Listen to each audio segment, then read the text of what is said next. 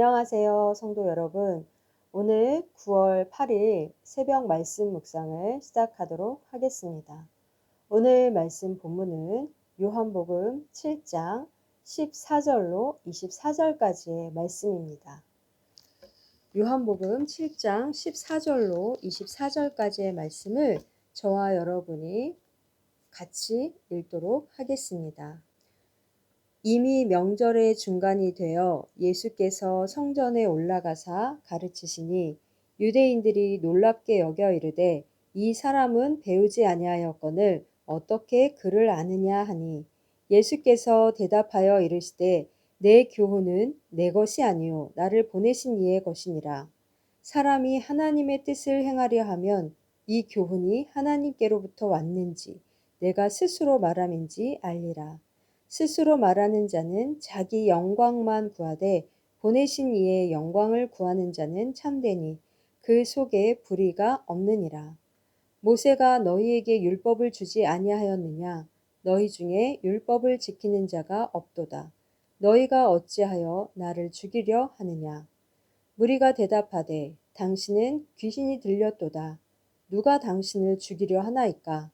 예수께서 대답하여 이르시되 내가 한 가지 일을 행하매 너희가 다 이로 말미암아 이상히 여기는도다. 모세가 너희에게 할례를 행했으니 그러나 할례는 모세에게서 난 것이 아니요 조상들에게서 난 것이라. 그러므로 너희가 안식일에도 사람에게 할례를 행하느니라. 모세의 율법을 범하지 아니하려고 사람이 안식일에도 할례를 받는 일이 있거든 내가 안식일에 사람의 전신을 건전하게 한 것으로 너희가 내게 노여워하느냐. 외모로 판단하지 말고 공의롭게 판단하라 하시니라. 아멘. 오늘 본문 말씀은 세 번째 유월절을 지나서 초막절에 예수님께서 예루살렘에 올라가신 이야기를 담고 있습니다. 초막절은 유월절과 칠칠절로 구약의 3대 절기 중에 하나입니다. 하나님께서 이스라엘 백성들을 애굽에서 나오게 하시고 광야에서 생활하게 하실 때 초막에서 거하였던 것을 이스라엘 백성들이 자자손손 그렇게 기억하게 하려는 그런 절기 중에 하나이고 하나님께서 광야 중에 함께 하셨던 그 은혜를 기억하게 하려는 그런 이스라엘의 명절이기도 합니다. 이렇게 세 번째 유월절을 지나서 가이사랴 빌립보에서 제자들의 집중 훈련을 마치시고 그리고 갈릴리 사역을 마치신 후에 예수님께서는 초막절에 예루살렘 성전에 올라가십니다. 오늘 읽은 본문은 예수님의 그 초막절 설교의 첫 부분이라고 할 수 있습니다. 7장 10절에서 11절 사이에는 공간과 시간에 대한 큰 차이가 있는데요. 10절은 예수님께서 갈릴리 사역을 마치시고 유대로 내려오기 전에 그 구절. 그래서 제가 읽어드리면 그 형제들이 명절에 올라간 후에 자기도 올라가시되 나타내지 않고 은밀히 가시니라. 그리고 11절은 예루살렘에 도착하여 유대 사람들과 이야기하는 그런 이야기, 그 상황이 짧게 나와 있습니다. 그래서 이 두 절 사이에는 예수님이 갈릴리에서 사마리아 그리고 유대 땅에 들어와서 예루살렘 그 성전까지의 그 시간과 또 공간 이동에 대한 이야기가 있습니다. 그리고 또한 여러 사건들도 있는데 10명의 나병 환자들이 예수님을 만나서 치유함을 받고 그 중에 한 명만이 예수님께 감사함으로 나아오는 그런 이야기가 있습니다. 누가복음에 그러한 것들이 기록되어 있고 또 오늘 14절에는 이미 명절의 중간이 되어 예수님이 성전에 올라가서 가르치신다라는 말씀이 기록이 되어 있습니다. 이 명절은 초막절을 말하고 예수님은 성전에 올라가서 가르치시는 일을 하게 되었습니다. 그런데 이에 사람들은 매우 놀랍니다. 우리 15절 말씀을 보시면 유대인들이 놀랍게 여겨 이르되 이 사람은 배우지 아니하였거늘 어떻게 그를 아느냐 라고 그렇게 쓰여 있습니다. 사실 사람들이 예수님에 대해서 그를 못 배운 자라고 그렇게 표현하였다는 것은 예수님의 그런 출생에 대해서 그 배경에 대해서 이미 알고 있다라는 것입니다. 예수님이 나사렛에서 살았고 그리고 목수의 아들로서 그렇게 살았던 그런 예수임을 사람들은 알고 있습니다. 그런 자가 그는 어떻게 알며 훌륭하게 이렇게 말씀을 해석하다니 가르침을 주다니 그러면서 사람들은 굉장히 놀라하고 있습니다. 베데스다 연못 사건 이후에 사람들은 여전히 예수님을 주시하고 있으며 저가 누구이기에 하고 술렁술렁 그렇게 예수님을 주시하고 있습니다. 예수 그리스도의 그 나심이 베들레헴이라는 작은 동네에 마구간에서 이루어졌던 것도 이러한 맥락에서 이해할 수 있습니다.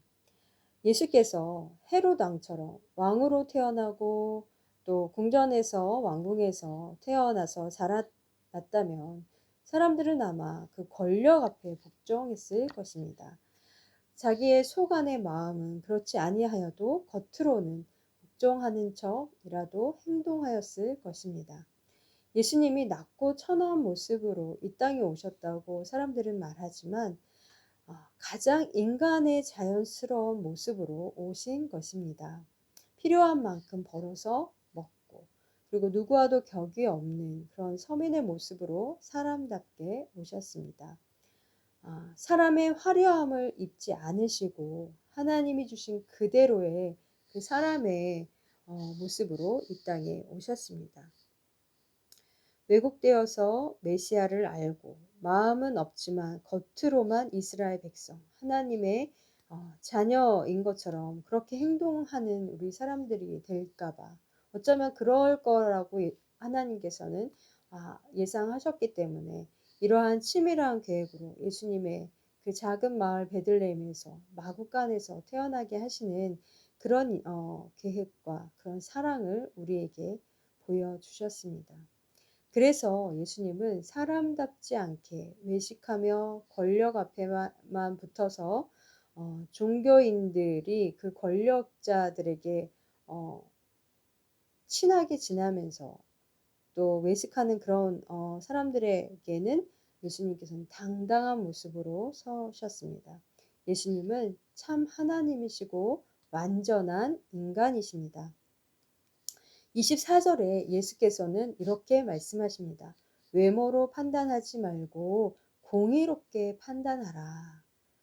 그렇게 말씀하십니다. 지금 앞에 있는 이가 누구인가를 그들이 알았다면 천한 목수의 아들 예수로만 여기지 않았을 것입니다. 그 누구라도 멸시하지 않았을 것입니다. 나사렛 목수의 아들이지만 그 말씀을 전하는 그 예수님의 말씀을 하나님이 주신 것으로 그렇게 여겼을 것입니다. 사람들의 이 놀라움에 예수님은 이렇게 16절에 대답하십니다. 예수께서 대답하여 이르시되 내 교훈은 내 것이 아니요 나를 보내신 이의 것이니라. 나를 보내신 이의 것이니라. 17절에는 사람이 하나님의 뜻을 행하려 하면 이 교훈이 하나님께로부터 왔는지 내가 스스로 말함인지 알리라. 예수님은 자신을 하나님의 뜻을 행하는 자라고 말씀하시고 하나님이 보내신 자라고 그렇게 말씀하십니다. 그래서 하나님이 주신 온전한 교훈으로 내가 말하고 있다. 내가 전하고 있다라고 명백하게 하십니다. 배운 것 없는 허름한 자의 명석함으로 보지 말고 하나님을 보라는 것입니다. 18절과 이어서 볼 때 18절 말씀 스스로 말하는 자는 자기 영광만 구하되 보내신 이의 영광을 구하는 자는 참되니 그 속에 불의가 없느니라. 불의에 대적하는 자이든 또 대중 앞에 칭찬받는 사람이든 사람들의 시선이 주목되고 또 그 칭찬 앞에 자신을 드러내고자 하는 그 유혹 앞에 서는 것입니다. 예수님께서는 사람들의 이러한 놀림과 또 비아냥 그 앞에 보내신 이의 영광을 구하는 자는 그 속에 불의가 없다라고 말씀하십니다. 보내신 하나님이 아닌 자기의 의를 나타내는 것, 그것은 곧 불의다라고 하십니다. 자기 영광을 구하는 자는 곧 하나님께 불의한 것입니다. 왜냐하면 오직 의로운 분은 하나님이시기 때문입니다. 예수께서 예루살렘에 조용히 혼자 올라가신 그런 것은 자신이 주목되는 것을 피하기 위함입니다. 하나님의 때가 아직 차지 못하였기 때문에 하나님의 때가 차았을 때, 그렇게 찬다는 것은 온전히 하나님의 일이 되는 것이고 하나님이 일하시는 때라는 것입니다. 아무리 옳은 일을 한다고 해도 우리는 자신이 주목되는 일에 집중하게 되는 그런 한계에 부딪힐 수 있는데, 그것은 불의한 일입니다. 그래서 예수님은 십자가 사건을 통해서 그냥 말로만 전하는 것이 아니라 자신의 생명을 다하여 하나님의 의를, 하나님의 영광을 이루시면서 진짜로 우리에게 그렇게 입증하셨습니다. 19절에는 예수님께서 모세가 너희에게 율법을 주지 아니하였느냐? 너희 중에 율법을 지키는 자가 없도다. 너희가 어찌하여 나를 죽이려 하느냐? 라고 그렇게 말씀합니다. 너희가 어찌하여 나를 죽이려 하느냐?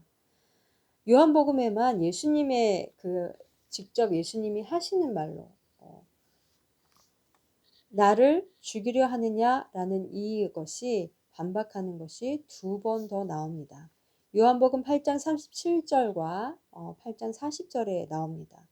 그 부분들을 읽어드리면 8장 37절에는 내 말이 너희 안에 있을 곳이 없으므로 나를 죽이려 하는도다. 40절에는 진리를 너희에게 말한 사람인 나를 죽이려 하는도다. 이렇게 말씀하고 계십니다.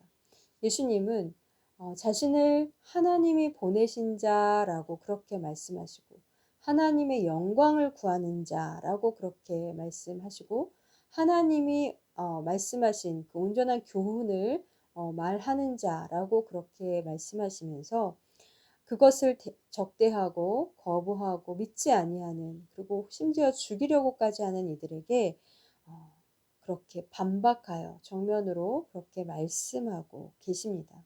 20절 이후에 모세 율법을 언급하시면서 모세의 율법도 모세가 만든 것이 아니고 하나님이 만드신 법이며 또 그것을 선조들이 지혜로 이어온 것이라고 그렇게 말씀하십니다.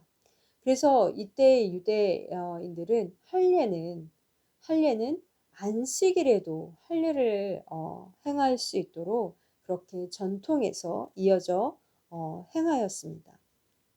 그런데 이들의 모습은 안식일에 무엇인가를 하는 것에 대해서 굉장히 큰 금기 사항으로 여기고 있습니다. 요한복음 5장에서 베데스다 연못에 가에 누워 있는 38년 된 병자를 예수님께서 치유하여 주셨습니다. 그것을 본 유대인들은 안식일에 어찌 그 병든 자를 고치느냐 하면서 예수님에게 안식일 그 논쟁으로 불거졌던 사건을 우리가 알 수 있습니다. 예수님은 오직 하나님만을 중요하게 생각하십니다. 그래서 안식일이어도 사람을 중요하게 여기며 생명을 살리는 일을 중요하게 여기며 하나님의 긍휼하심을 그렇게 이루셨습니다. 그러한 예수님에 대하여 적대하며 그 예수님의 그런 일들을 사역을 거부하고 심지어 죽이려 한다면 그들이야말로 모세의 법을 어기는 것이다 라고 예수님은 말씀하고 계십니다. 20절에는 무리가 대답하되 당신은 귀신이 들렸도다. 누가 당신을 죽이려 하나이까? 라고 그 무리들이 예수님께 말하고 있습니다. 사람들은 자신들의 속내가 들키기라도 한 듯 그것을 언급하는 예수님에게 귀신 들린 거 아니냐라고 그렇게 되묻습니다. 그들 앞에 계신 분은 어떤 분입니까? 하나님이십니다.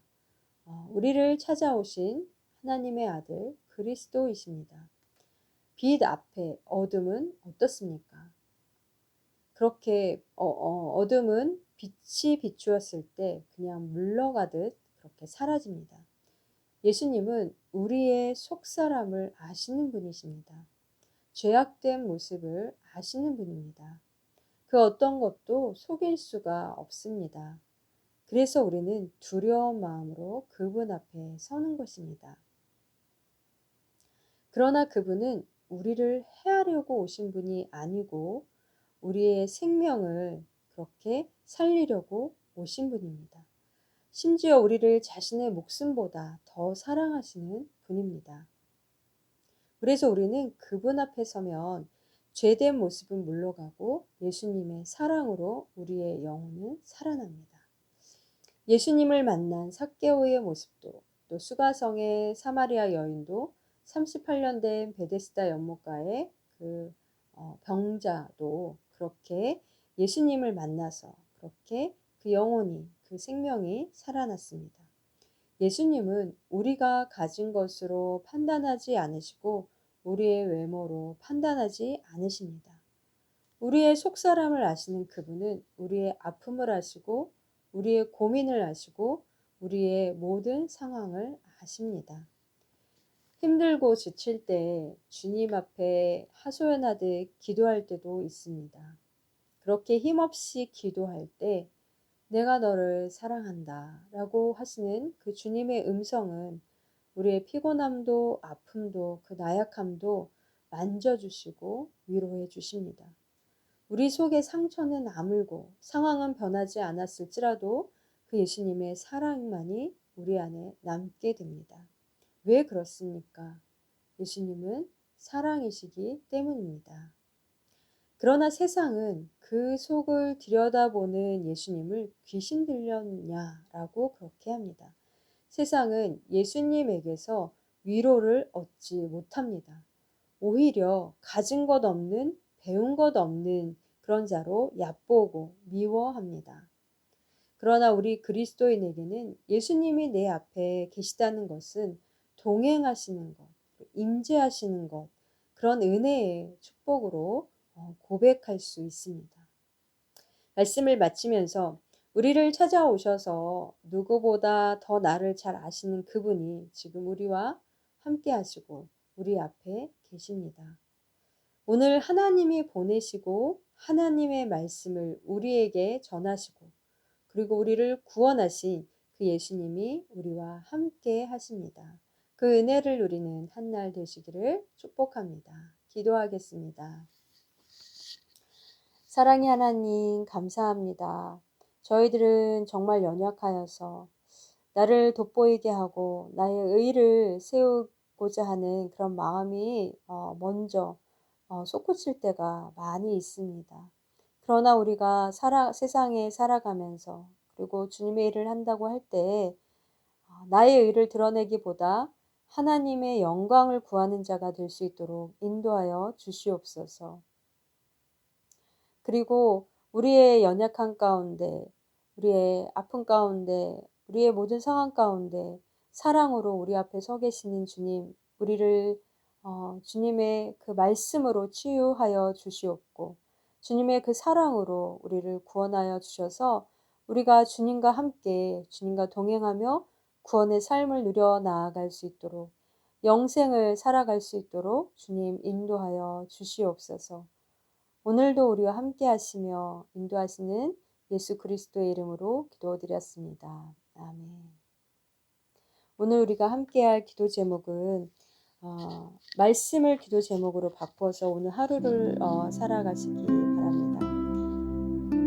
필리핀 박형 선교사님과 교회 공동체를 위하여 기도합니다. 또 연속된 태풍으로 피해를 입은 모든 이들의 회복과 코로나19의 사멸을 위하여 기도합니다. 또 질병 중에 있는 우리 교우들의 마음을 굳건하게 붙잡아 주시고 치료하시는 주님의 은혜를 구합니다. 특별히 유재호 형제와 그 가정을 위하여 우리 온 힘과 온 마음을 다하여 기도하며 나아갑니다.